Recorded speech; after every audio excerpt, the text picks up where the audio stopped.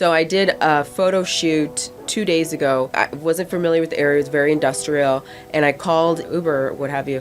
I guess where my pin was, he wasn't. He left his car. Right. He walked all of that way to come and get me, lifted my carry-on, and we walked back to the car, and he waited. Okay, back home, after 5 minutes, they're gone. Okay, one of the things that I really appreciate here is that people are much more open to outsiders. In Miami, it's more of a closed knit. You have to know someone. That's surprising. You have to prove yourself first. Before I came here, I was telling people, "Oh, I'm going to Dubai," and then I hear certain things. Like one comment was, "Oh, well, that bubble's going to burst soon." Another thing was, "But nothing's real there." I mean, I still have some friends ask me, "Are you going to be okay?" Like, yeah, I'm totally fine. Trust me. Probably better here than back home. I don't have to watch my bag as much. Right. The Infinite Perspective Podcast. Ladies and gentlemen, welcome back to another episode of the Infinite Perspective Podcast. I'm your host, Hammad Mustafa, speaking to you from Dubai.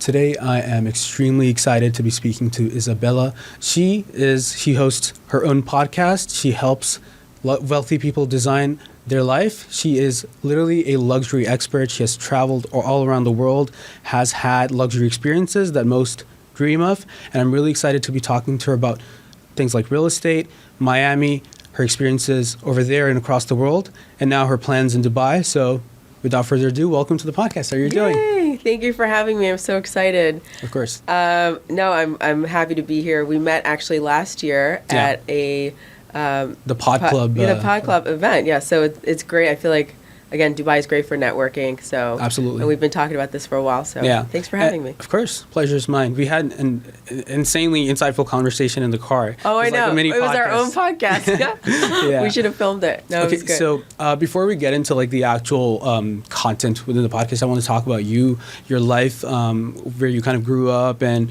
kind of a little bit about your childhood, teenage, etc., and your early life, basically. Okay, cool. Yeah. So I'm a melting pot of different nationalities. I am Italian, Bahamian, Scottish, born in the U.S., in Miami, actually, and grew up on a tiny little island, Nassau, Bahamas. And, I mean, so small, everyone knew everyone, and you can walk from one side of the island to the other. It's like 7 miles by 27 miles. Right. Like, yeah, crazy, insane. And, which, sometimes I think back, I'm like, it's nice. I go and I visit. It's relaxing or what have you. But I don't think that I could have imagined living there and staying there my whole life. I've always felt like there's a big, big world outside. So, grew up there until I was 12, lived in Illinois, outside of Chicago for a few years. And then we moved to Florida, South Florida. It's so close to Bahamas, and then also the weather is similar as well. And that's where I spent most of my life. But I've always had a yearning for travel. Right. Always. So my father owned a few Italian restaurants in the Bahamas, and a yacht club, and like a mini hotel, like a attached hotel. So hospitality and travel and tourism were kind of always in my background. I see. And he would actually, when I was a kid, he would take my sister and I down to the cruise port when the tourists would come in on the cruise, to try to rally them up and bring them in to stay at one of the, or go to like the pizzeria or the restaurant. So I've always been introduced to other cultures, and just wanted to learn more. Pretty much had sort of an experience of looking at different cultures because tourists used to come. Mm-hmm. And I guess you also experienced that kind of luxury early on in your life. So moving further a little bit, when you kind of grew up, what prompted you to come towards like real estate and luxury in general? And what was one of your first travel experiences? Okay. Well, so I like to always sort of give maybe an insight too that I've had and also not have had. So for me, I think that's what's kind of like rounded me out, my personality. And I've always taken an interest in just I would say the culture of wealth. Right. Is understanding how to attain that, how to also maintain it, because if you have, that doesn't mean that you're going to always, be in your dollar signs are going to be in your bank account. Right. So for me, I think it's just having those fluctuations throughout my life has where I've had the interest. And I would say that my luxury travel, that was sort of like my dive into that world. So working with different luxury hotels around the world and sort of seeing how people travel and service and just sort of paying attention to details. Right. I think that's a key component of luxury, is when it comes to service and really seeing the things that you wouldn't normally think about, the attention that's paid to that. Okay. What exactly would you say kind of defines luxury? Because that word is thrown around a lot, especially in Dubai, right? And so what do you think distinguishes something from luxury or not? Right. So for me, luxury, it's not things, right? For me, it's more of, it's the freedom. So freedom to me is luxury, and also detail, right? So there may be someone that's incredibly wealthy sitting next to you in a restaurant and you won't know. That doesn't mean that person is flashy or they're showing you that they have wealth. It's just, it's the way that they carry themselves, or it's how they take care of themselves.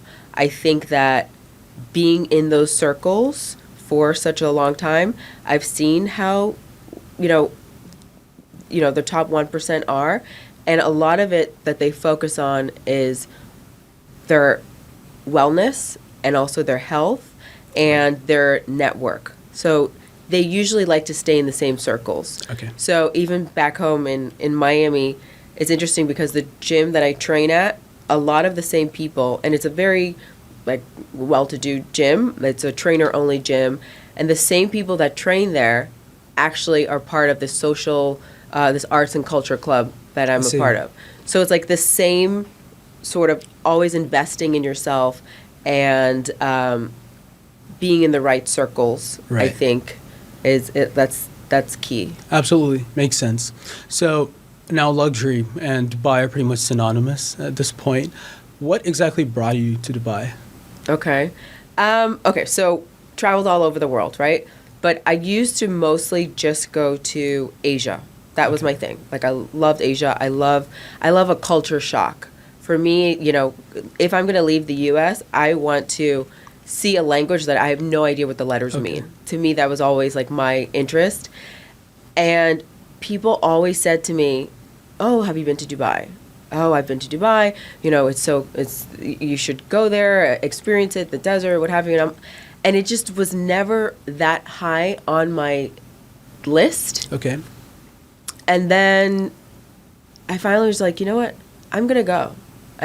It's a shorter distance than going to, to Bali or what have you, or to Thailand or Singapore.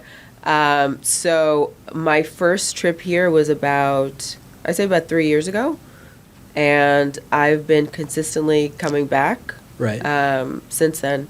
And there are definitely a lot of wealthy people here. Oh, absolutely. I mean, not as understated, but there's definitely a lot of wealthy people here. Absolutely. We talked about this before too. It's been like a millionaire magnet right now, a lot of people flowing in.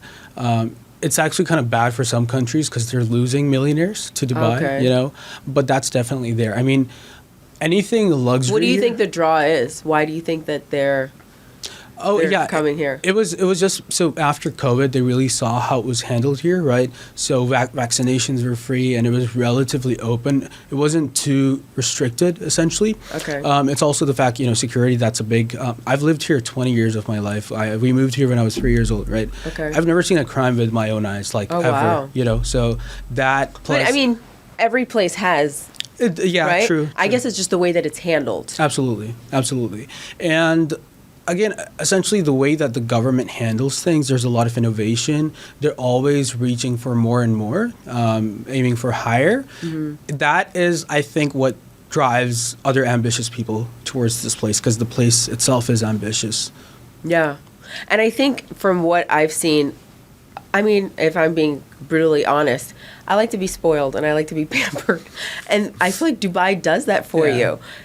Back home, I have to do a lot more things myself. Right. And just being here, there's so many conveniences, and just, I mean, from things being open late or mobile services to, I don't know, it just, there's a plethora of people helping me. Absolutely. So, when I leave my building, and I live in a really nice building in Miami, I'm walking out with my suitcases. I'm struggling down the stairs to the Uber with my suitcase. Here, as soon as I walk outside, oh, ma'am, let me help you with that. Or, it's just, True. it helps you live a softer life. Absolutely. And I haven't traveled outside of Dubai much, but I've heard from people who have traveled the world that Dubai's service sector relatively is better. So, waiters, people, taxi drivers, et cetera, overall in the service sector, they're better in the sense that they go the extra mile. Right. Have you felt that here? 100%. So I did a photo shoot 2 days ago at Dubai Investment Park over there. And I wasn't familiar with the area. It was very industrial. And I called a ride, Uber, what have you, Kareem, actually. And I guess where my pin was, he wasn't. He left his car. Right. And walked. It was a significant, because I'm like, wait, I'm in heels. But he walked all of that way to come and get me, lifted my carry-on that I had with my outfit changes, and we walked back to the car, and he waited. Okay, back home, there's a 5-minute time period. After 5 minutes, they're gone. Right. No one's going to wait for you and then walk in the sand. Yeah, no. So, yes. 100%. And have you felt that people here in general are more kind of hospitable? I've heard that too. Yes. Yeah, I would say so. And, as soon as I get in the car, I'm like, hi, how are you? And I can tell that they receive that well, too, And I think that, yes, in general, there's an underlying, I would like your experience, whatever that experience is, to be good. Okay. Now, you've lived in Miami for a large part of your life, yeah. exactly. And what is one thing that you kind of wished that Miami has that you wish would also be in Dubai, but Dubai at the moment doesn't have it? Something that Miami has currently. currently. Okay. Okay. Interesting. That Dubai does not have. And actually, while you think of that, let me Yeah. ask you an easier question. What does Dubai have that you wish would have existed in Miami? It could be like anything that you think Dubai is good at. Okay. Well, one of the things that I really appreciate here is that people are much more open to outsiders. I think that the networking scene here it's much more open and it's easier. In Miami, it's more of a closed knit. You have to know someone, or you That's surprising. you have to prove yourself first I see. before they're willing to take a chance on you or meet with you or give you something or give you an opportunity. Right. And here, I think because it's generally a place of expats, or a lot of people have moved here from somewhere else, they know what that's like to be the person that came from somewhere else. So I think they're more open. And some would say that Miami is a very transient city too. People have moved there from other places. But a lot of people in Miami are already where they want to be. Yeah. Sort of thing. And I think that they're like, no, well, I don't really need to, go the extra mile to get to know you. Like, I have friends. I'm fine. Sort of, yeah. Okay. And so what do you think is something that Miami has or excels at that you kind of wish also existed in Dubai? Because no place can be absolutely perfect. Yeah, no, there's pros and cons everywhere. Or like if I could say what's something that you miss about Miami?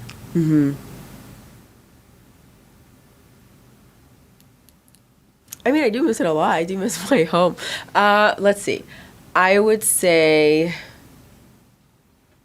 maybe a little bit more, but not to sound ignorant or to be prejudiced or anything, but we have a lot more nature, right? So a lot of our waterways and the beaches and just like the nature in general that surrounds us we're preserving it. It was already there. Yeah. Versus here, there is nature. I know that, but a lot are also being manufactured too. Absolutely. So No, I would say 100%. that that's something that, you know. I mean, Dubai has some beautiful nature down deeper into the desert side, but also specifically up towards Ras Al Khaimah. You've probably heard of that, where there are mountains. That's beautiful. But of course, America in general is much more diverse, in terms of nature. And there's obviously not even a beautiful place in general.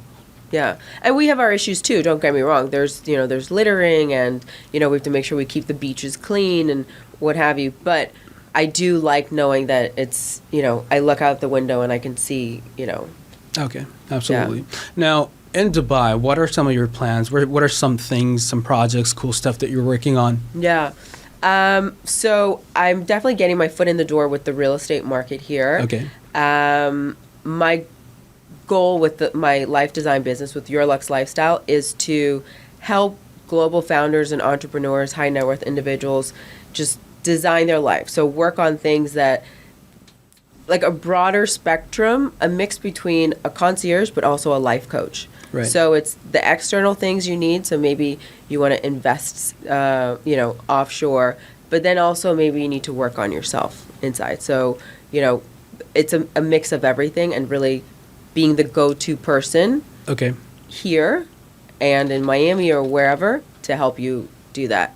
But one of the other things, more so I've sort of tapped into and I want to get to more familiar with, is the wellness scene. Okay. So my eyes have just been opened to how big the wellness scene is here and how much there is to do from, in different areas too, by the water, with the hotels. They have a lot of events. There are a lot of retreats. Right. In the desert. There's so many different things that you can do that I want to sort of tap into, because that's another thing that high net worth individuals, they're always working on. It's, Absolutely. Meditation and the physical, but also on the inside. Absolutely. Now, I understand the part where you're like, if someone wants to invest, then you can help, consult them on that. But if you can help me illustrate this, let's say I stumbled across like $10 million, right? But I have no idea what that lifestyle looks like. Can you help me illustrate what, you can help with in that regard? What are some of the things that you would guide me upon? Okay, so as you're a life designer, we would sort of do an audit of where you are and where you want to be. And then also, it's not just about having the money and investing that money to make more of it, but it's also where are you at as a person? Right. Because you can blow it all. I mean, if you like to go partying or whatever, it's like, I just want to make sure that you're sound as a person. Absolutely. As well. And sort of, that's why I think, as opposed to just being a concierge that sort of fixes things for you, this is me also guiding you and in a way telling you what to do. So with the $10 million, we'd figure out, like, what's your plan? Do you want to settle down at some point? Is this just for investment? Are you just focused on building a business right now? Maybe you want to travel. You want to take off a year and then, travel the world. So we'd sort of like figure out, really it comes back to you as a person. Like, what do you want to do? You've seen some incredibly wealthy people and you've helped them, consulted them on these things. What is like one really big mistake you've seen like a wealthy person make that just kind of shocked you? Yeah. I would say, I think it's a mix of, there's two like mottos I live by. One is, you're not going to take it with you when you're dead, right? Yeah. So you do have to enjoy like the fruits of your labor to a certain extent. Right. You also need to be smarter with your money and then think about your kids and your kids' kids, So I think that really finding out like who you are as a person, that's really important, because a lot of people, especially if it's like new money, they blow it all. A few years later, it's like, okay, you have all these chains, and watches and the cars or what have you, but you have no real, like, nothing solid. Absolutely. And that's one thing that ticks me off about certain, and like, those the people who sell courses, sales gurus, etc. So they come to Dubai, for example, right? I've been raised here. Like, I know Dubai like the back of my hand. And I know for a fact Dubai is not as limited as just, Palm Jumeirah or Burj Khalifa. There's like a lot more to Dubai. You could come here and like spend a shit ton of money in 1 week, but like actually living here and actually settling to a place, it's much harder, right? Why would you say that? Because so if let's say you have a certain budget, right, but Okay. you only have 1 week to spend it all, it's easy to make it look like you're very rich, right? Oh, to I sell a see. course or Yeah. something, You rent the cars and you stay at a Exactly. nice hotel. Yeah. But there's much more to a city when you're permanently moving there, figuring out where to move, buying a car, getting your driver's license, etc., setting up your business. And that's where, Dubai's, you can go to some of the older parts of Dubai. I don't know if you visited like there, and those places are also No. like really Yeah. cool and beautiful. Yeah, I you know? want to. And the other Emirates, etc. So like I've been there's, to Abu Dhabi. how did you like that? It was beautiful. Yeah, I loved it. I've heard that Abu Dhabi is kind of closer to America in terms of like infrastructure in general Okay. than Dubai. Okay. Did you kind of like feel that? It was one day, so I can't really judge based off of that. Honestly, yeah. it kind of scares me going to Abu Dhabi. So you probably know like what the speeding laws here are. So like if the speed limit is 100 in Dubai, you can go 120. Oh, Right? So there's wow. like you can go 20 extra. Outside of Dubai. In Dubai specifically, Okay. Dubai in all of the Emirates aside from Abu Dhabi, right? So in Abu Dhabi, if you're like Oh, you're just afraid that your foot's gonna get a little heavy on the gas? a little heavy, and because of the fact that we're so used to going 20 over, Okay. and you go to Abu Dhabi, you're just probably gonna get a fine just because of the fact that you're used to Right, that right, extra right. 20. Yeah. Like that always happens. You go to Abu Dhabi, you're gonna ask people, like some of your friends. But you see the signs, right? On the side? Yeah, you No? do. But it's also like out of habit. You just Right, you see- right. Yeah, it's what like- you're used to. Yeah, what you're used to. Yeah. Exactly. Okay, so you were saying before that you see the difference between like some of these like crypto guys, the courses, whatever. Yeah. They come and they're here more of like a short term. They're staying in like a short term stay place. Exactly. And they're showing this side of Dubai, but it's not really as a local. Like Exactly. they haven't set up roots here. Absolutely. So you're saying like the two different perspectives. Absolutely. Yeah. Yeah, no, that's a very big thing, because Dubai, overall the UAE, it's like a whole experience. It's not just limited to that side, at the beach, etc. It's beautiful, but I just think there's a lot more depth. Right. And they're not promoting that. So someone from the outside, someone that's in the US or wherever, Canada, whatever, they are only seeing this sort of like flashy That's and it, not yeah. the actual culture. Absolutely, absolutely.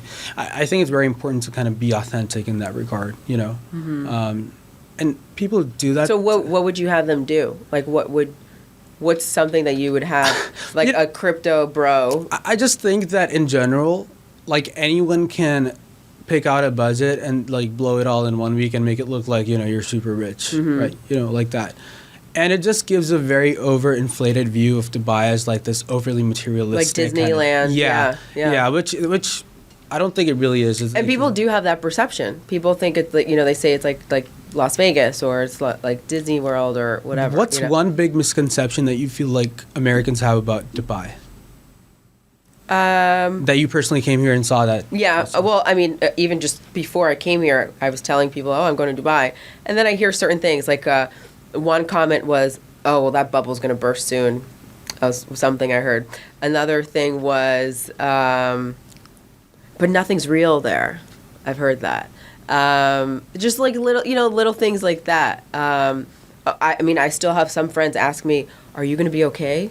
Like, yeah, I'm totally fine. But trust me. Probably better here than back home. I don't have to watch my bag as much. Right. Yeah, there's always something. But it's that outside perspective. When you haven't visited a place, it's just what you see on social media or what you see on TV. What do you think people mean over there in America when they say Dubai isn't real? Because I've heard that a lot too, and I'm like, dude, it's as real as it gets. Like, been here my whole life. What do you think that they mean when they say that kind of?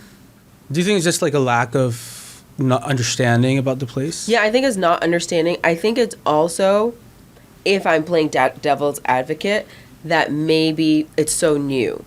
right? There are so many cities and countries around the world that have had this history. And I'm not saying there's not history here, but what you see is just all of the new stuff, the new buildings, the new apartments, the new hotels. You know, it's like, so they don't know like where the authenticity, like you don't really know the culture, you know? Right. I think that's what it is. Probably, but I think it's also the fact that people, again, don't necessarily go that depth to understand it, because there is like history. There is, you know, the fact that. But you don't see that on social media. Yeah, exactly. Absolutely. You know, like the average person's not going into the souks and, you know, like eating traditional meals. Exactly. It's, again, because of the fact that 90% of the time it's only like the flashy stuff that gets represented. And as you like stay, like everyone knows about the palm, you know, and like things, right? So that's what I'm saying. It's like that's the stuff that you hear about. No, exactly. That Beyonce was at Atlantis. Yeah. Now, you have traveled to a lot of other places. What are some of your most like memorable countries that you've been to? Like, if you could give me, let's say, top three. Yeah, I love Maldives. Okay, I've been there a lot. I used to say, oh, I go to Maldives every year, but I haven't gone this year so far. Or last year. But I love Maldives. I worked with a lot of properties there. Okay. What I like about Maldives is that each property is so different. Like each island hotel is different from the other. Right. So I think it's interesting when someone, my goal was always with my travel company was to inspire people to go to these bucket list destinations.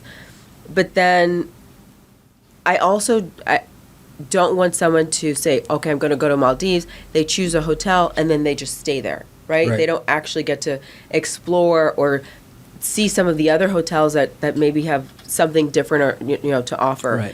Right. So Maldives, I think is great. I love the overwater villas. For me, that's like especially because I do a lot of travel photography. So like a drone for, you know, shot overhead to me is like, it's wild. And then I love Bali. I actually go there every year, and I have been there every year. For me, that's good for I feel like for my soul. Like it's super chill. It's like a perfect way to disconnect. I love, you know, my $30 for an hour massages, you know. And there's a saying actually to Bali that it's like, it calls you when you need it. Right. Like it always, like once you start going there, you'll realize you're like, oh, I need a trip here. Like you feel it. Third place. I see a pattern here though. Like these places are very water. Yeah, I know. Right. I was just and usually warm. Exactly. Warm, and there's a lot of water, and also photogenic. Yeah, true. I need because I love taking photos. So for me, it's not just of me. It's the place, right? And I like things that have varying. I would love to go back Sri Lanka. Oh, really? Yeah, I spent 2 weeks in Sri Lanka, and I kind of traveled around. And the reason why I love Sri Lanka so much is that each area was so different from the other. Really? Yes. And the food, I mean, I ate dal every day for breakfast. Like, I love the food. And, yeah, there's, like, beach area. There's the mountain. I went to the tea, Nuwara Eliya, Marissa, Colombo. Like, I went to all the, like, the main, Ella. Yeah, so I would say those are my top 3. Awesome. Now, just aside from these, you've had a lot of travel experiences. Again, what has been like your most craziest travel experience? Not necessarily like in a positive way, but like crazy, maybe dangerous or something that shocked you a lot? Oh, actually, okay. So there was one of the times in Maldives, and I was leaving. There was we had to take a boat to get to the seaplane. Right. There was a storm, and they told us we should leave now before the storm comes. So we get on this boat, the storm comes, we're in the middle of the ocean, and it was literally capsizing. I was holding on for dear life, and I thought that was it. Like, it was... Really? Yeah, and so that was probably the craziest because I remember questioning, like, why am I doing this again? Like, why did I come here? I remember my grandmother saying, like, it's so far away, could you just go to the Caribbean? You know, it's like, there's same, like, island destinations. So, yeah, but I know that's not the way I'm going to go. I feel like my death's going to be pretty cool. What has been one specific achievement that you are the most proud of? Ooh. Okay. and this is kind of random, but growing up in the Bahamas, even though it's an island literally Right. surrounded by water, most Bahamians don't know how to swim. Really? Yes, I know. Like you're raised to not go further than where you can. Like, Okay. Like you can go in the water, but if you feel like the water's getting too high, like that's the rule. Makes sense. So, I didn't know how to swim formally. Like I would maybe like waddle, whatever, paddle a little. So when I was in high school, I was like straight A's, all of this, and a lot of my friends that were in the same classes as me, they were on the swim team. And I'm very competitive, and I'm an overachiever, and I feel like I can do anything. So I remember going to the swim coach and saying, "Can I join swim team?" And she's like, "Oh, well, how do you swim?" Blah blah. I'm like, "Well, I don't know how to swim." She's like, "Well, how are you going to join a competitive? Like we compete against other schools, Right. and this is a varsity. So I was a junior varsity level." So we made a deal, and I'm all about negotiating, right? So she said, if you're willing to give up your summer and practice, like learn how, and train how to swim, and you meet every day, Wow. by when season starts, when the team starts practicing for season, then I'll test you and then see how you are. I said, deal. And first of all, the school I went to, we did not have a swimming pool. So my grandmother would have to drive me to this other school that had an outdoor pool that was not heated. So it was cold, and it was by a canal that had crabs that would crawl in there. And they would like bite you if you Wow. got too close to them. Anyway, it was a whole thing. And I practiced every day at 7 a.m. during the summer, and it was just, I was determined. And then now the other teammates started, swimming with me or whatever, Right. and that pushed me even more, watching them and seeing what they can do. So, yeah. Long story short, fast forward to trial. They tested me, and I got it. And everyone was like, "Oh my God!" Like they couldn't believe that I went from, like, if I couldn't touch the bottom, I didn't want to be in the water. Like that was me to then winning trophies. I was Wow. fastest 100-meter freestyle. Wow. Yeah, made varsity, got scholarships. Yeah. so, Insane. yeah. That tells a lot about you as a person, that you're super ambitious and you don't back down, give Yeah, up. you can't tell me no. You can't tell me. I'll find a way. And that reflects overall into your life, and career, probably in real estate, with your own business ventures. And I think that's an excellent quality to have. Like, you could be Thank super you. talented in general, but if you give up easily, I think that's a big thing that stops people. Thank you. Well, I think also one of the key things that's always helped me is not being afraid of not doing well. Like I didn't care how I looked. Like I just in general, like I Sure. was raised to present yourself well, but also don't be afraid of rejection or if someone's going to judge you or whatever. Like I look like an idiot. Like I Right. looked like an idiot that whole 2 months or whatever. And then the other thing is like pivoting. Like I'm all about pivoting. Like someone that stays in a job or a position or in a company or whatever, or let's say you own your own business and it's not doing well. Right. You know that you're not happy. Like pivot. Find something else. There's nothing wrong with like changing course or Sure. I've done it many times. I mean, yeah, I think about it, I overanalyze it first, but like I'm always pivoting. Like, okay, well, let me try this. I'm not afraid of trying something new. No, absolutely, and I think that's very important. If you hadn't done that, you probably wouldn't, have traveled so much. So or, many things. Yeah, have- I have wouldn't be here. Like these- every time I've come here, I've came by myself. So for me, it's like I think it's the pivoting. I think it's not having the fear. I think that True.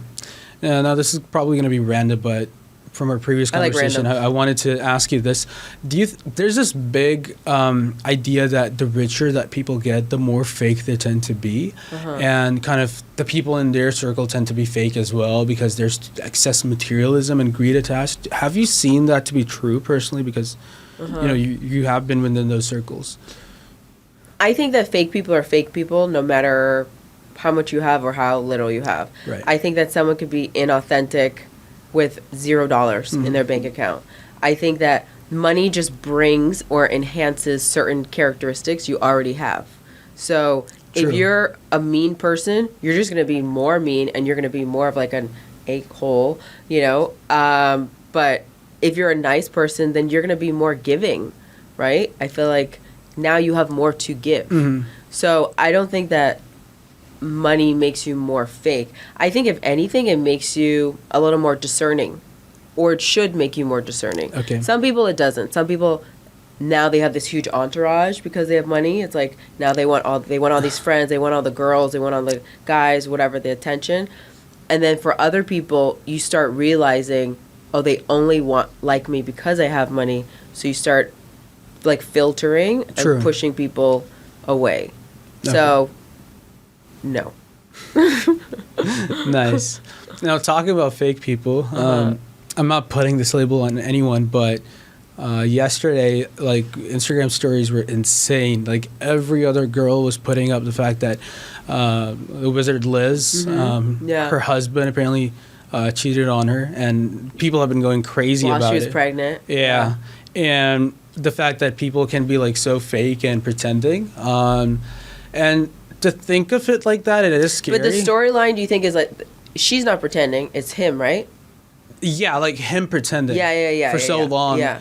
And, you know, apparently he wrote a book for her about, like, how much he loved her. Yeah. And, I don't know, gave her, like, hundreds of roses over the course of their relationship, blah, blah, blah. And he still cheated. Like, that scares a lot of people. What do you think about it? Yeah, no, I saw that. And that he asked some girl to meet up with him while they were together and all this stuff. What I think is also crazy, because I kind of went through the scroll hole also, is that she said that she kind of forgave him. Like, she doesn't really have, she doesn't have, like, resentment, or she felt sorry for him or something to that extent. I think that, and there are some theories also that he plotted the whole time. Did you see that? I saw that. I don't know. I mean, we won't know because we're not them. Like, we're not in that situation. Some people do that. Like, some people actually go to like that Target? extent. Yeah, Target, yeah. Yeah, that's wild. That's like maniacal, right? It's like you have a lot of time on your hands if you're doing that. Okay, so my opinion is that, first of all, you can't control people, right? Like, someone's gonna do what they want to do, and if that was his, like, you know, claim to fame, or like, I'm gonna take her down, and this is now gonna be my storyline, sort of. Right. Maybe that's a storyline, because there's like a saying. What's the saying? Is like, all publicity is still, or like even bad publicity is still publicity. Yeah. So like, villains are still, you know, do well. So I think that she probably had some instinct that things were not right, and maybe things were too far along. Like, now she's like in this relationship, and now she's pregnant or whatever. And sometimes people stay in situations that doesn't really feel right. Right. And why do you think people cheat in general? This is like a question that I ask a lot of people. Yeah. Like, what do you think is the psyche behind that? Because some people can seem super genuine, and like they can be genuinely nice people, right? But they'll still do that. Why do you think that happens? Many reasons. I think sometimes it's insecurities, right? And I think it also depends on if it's a guy or girl that cheats. Right. Girls, I think, cheat because they're unhappy, or maybe I feel like for girls, it's less of a chance for them to cheat. For guys, sometimes I feel like maybe they feel stuck in a situation, right, and they feel like they don't want to ruin because of like a status quo. Like, I don't want to mess things up, or I don't want people to know that like things are not well. So if they can get away with cheating, they're going to. Some people are more overt, like open with it. I mean, there are some situations where like both sides know that they're cheating, and like they're okay with it because they'd rather keep the relationship together. Right, yeah. Why do people cheat? I think I think it's like a cowardly thing to do. Like for me, I'd rather just be like, hey, this isn't working. Either we work on this relationship or like go your separate ways. Absolutely, I agree with you 100%. And I also think boredom has something to do with it too. Some people just crave that excitement of that, like something new. Yeah. Exactly, novelty, shiny new toy. Exactly. Yeah. But I do feel like men tend to do that more, the cheating part. Yeah. Maybe girls are just better at like hiding it. I don't know. I don't know. No, but I feel like it's an emotional thing. For girls, it's like, okay, I'm not getting the attention. I'm not, he's not treating me well, blah, blah, blah. But again, that's a coward thing for her, like the girl to do. Yeah. She should just leave. Right. Controversial, but polygamy is a very accepted thing for men in the Middle East in general. Okay. Does that? I thought that was something that like used to be. No, it still is. Like men can marry up to four, have 4 wives. Oh wow. It's a lot of child support. But that's the thing. Like the whole idea is. Like any man? Any man, like within Muslims or specifically. Okay, right? Okay. So an American guy that comes here, he can't have 4 wives. I actually don't know. I think no, I don't think so. If you're a Muslim, then you can. You can have 4 wives, right? Overall, in this part of Asia, you can. I have extended family that that have multiple wives. Okay. Like right. And it just seems like a very normal thing for them because I've been raised kind of within that Western cultural influence. I still kind of get a little bit confused about it. Okay. But like you question it. I don't question it, but it's still something that comes as sort of a shock to me because you're used to that one dad, one mom. Yeah. But you've got like one dad and 4 moms. Yeah. And having seen that, like from up close within my relatives too, it's a very normal thing, and it's surprisingly functional. It works? It works, yeah. There are no like, because we have too, in Mormonism in the U.S., like in Utah, they're called sister wives. Okay. Where it's like the Mormon husband can have multiple, I don't know with like how many they can have, but that's like a religious group that they're allowed to have multiple wives. And they all live together in the same house. Yeah. Wait, do they live in the same house? Yeah. Here? But you can ask for a different house. Like that's her right. So like if the woman demands for a separate place, I believe that then she can have that. Interesting. And also like within Islam, you have to treat every wife equally. Like you cannot differentiate even like a hair's difference, right? That's a big thing. And but is there a schedule? Like, okay, today we're going to the mall, and tomorrow you guys are going to the mall? Yeah. Yeah, you have to be equal in that regard. Yeah, it is. And surprisingly, like some people manage to do it with like 4 wives, I don't understand how, because like just one person dedicating energy to one person, like that's in itself a big thing, lot. Yeah. But again, you'll see many wealthy people have like multiple wives and all that. And also, back then, what used to happen was a lot of men used to go to wars, like I'm talking about early Islamic times, and they would pass away in war. And so you had a lot of women that were left as widows and who were not married. Okay. So the primary idea was for men to basically help women who could not support for themselves. Okay. Right. And so you have that like a proper house for yourself. You have your rights. You have food, shelter, blah blah blah, and you're respected as like with the equality. Exactly. Right. So that was essentially the whole idea. These days, people just do it, because they have money. Okay. And all that. But are those being challenged, or is that something that's staying because there's like modern? Yeah, it's staying. Okay. And I think it is a good thing, again, because every culture has its own things. You've probably already seen like a lot of cultural differences between America and over here. Over here, like you have a lot more modesty, not being disrespectful to America, but. It's true. I think it works like in a lot of ways. If it's your culture, it's your culture. There's nothing necessarily wrong and I think with that's the key thing too, is like if you're an expat or even as a tourist, you have to respect that. Like from my travels, that's something I always try to do. I always try to say people's names correctly. I try to understand like the dialect a little bit, and then also like I want to learn the food. I want to learn just some of like the key words, like little, like shukran and, just like little things here and there. And then also know what, like, kind of what the guidelines are. Yeah. Like, you don't want to push those. Is there something, a cultural difference here that kind of really, that you admired, that you kind of shocked you, but you really admire? A cultural difference? Yeah, like something that we have over here in the culture. Because like with women, I'll give you one example. Like women are really respected here in that regard. So the safety element is there too, but sometimes... When you say respect, what, like...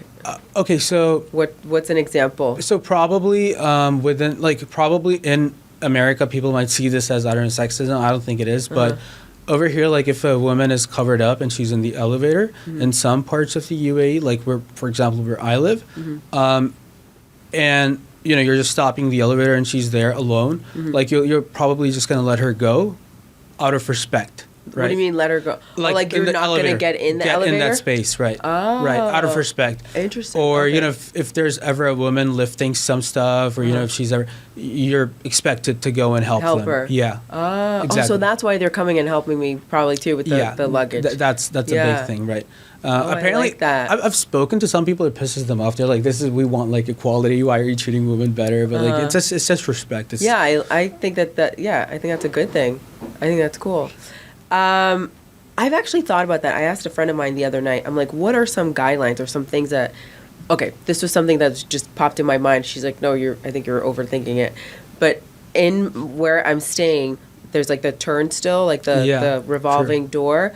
And I wasn't sure, because I'm trying to be respectful, I wasn't sure if like a man walked in, if it's okay if I walked in the same like little, whatever, that like the cubicle or whatever.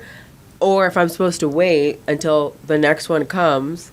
So I've been waiting, but I'm always in a rush. Yeah. So I'm like, oh. So one day, I just went in, and the guy like looked at me. But I think he was just more startled. Yeah. It's like this woman just jumped in. Yeah, no, it's fine. Honestly, but that's not a thing, right? That's not a thing. Okay. No. Like as a woman, you just honestly, it's okay. Okay. It's more so for the men to be respectful and respect your personal space and but for you it's no big deal. Okay. Yeah. Okay. Super cool. open in that regard. So something I think that women here are considered still beautiful or I don't want to use the word sexy, but like still, get your attention. Elegant, right. Elegant if you're not showing so much skin. Oh yeah, absolutely. And I feel like it's not as much back home. Mm-hmm. Like you showing more is where you're getting that same. Considered attractive. Like you do less and you still get the same looks. I know it sounds weird, but right. No, I understand. It's just something that I'm like, I understand I'm not even showing my arm today. Yeah. No, absolutely. Yeah, and I think that's a good thing. I mean, but I've seen everything. I've seen people like wear, very like scantily. Okay, so do you think Dubai is the place for Americans to move? Like, do you think it's the hottest place for Americans to move if they want to have a luxury lifestyle? I think it depends on the American. Okay. I think that you have to come with a certain mindset. I think that you don't want... I mean, maybe it's for my own selfish reasons, too. I don't want everyone... It's like, now that I know about Dubai, stay away. No, I think that you have to come with a certain mindset. You have to know that you're not in the U.S., right? You have to respect, there's certain, rules, regulations, whatever, culture. But, yeah, I think this is a great place. Right. It's I actually called it at one point, the Wild West. Really? So it was, in the history of the U.S. when they were moving west, right? When there was gold, when they knew there was gold out there, and people were in search of all this, there's so much land and whatever. Absolutely. I forgot what that era was called, but it's that era. During Gold Rush. Yeah, the Gold Rush. Yeah. Yes. And I feel like this is like that. True. People are coming here. They're like, oh my gosh, all these opportunities. I want to get my hands on it. How do I what do I need to do? And it's sort of like a frenzy. Absolutely. To a certain extent. That's a very good way to describe it. So, honestly. Yes, I think that, you should come. Just be mindful though. True. You know. if you want to make money, if you want to grow, I know I've told you this before, but like I've literally know people who came here, so family friends from Pakistan, used to lift up stuff into trucks, were laborers, Wow. and now they have properties here and are multimillionaires, and they can, Wow. like they don't even know English that well, Yeah. right? So like it gives everyone a fair shot if you are ambitious.